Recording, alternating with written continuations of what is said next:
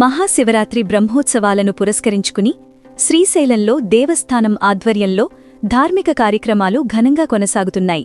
ఈ కార్యక్రమాల్లో భాగంగా 2 రోజుల పాటు బ్రహ్మశ్రీ చాగంటి కోటేశ్వరరావు గారిచే శివానంద లహరి, సౌందర్య లహరి దివ్య ప్రవచనాలు నిర్వహిస్తున్నారు.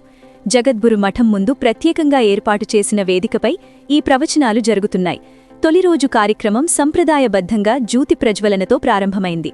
ఈ కార్యక్రమంలో ప్రవచనకర్త చాగంటి కోటేశ్వరరావు గారు, ధర్మకర్తన మండలి అధ్యక్షులు పోతుగుంట రమేష్ నాయుడు, కార్యనిర్వహణాధికారి ఎం శ్రీనివాసరావు పాల్గొన్నారు.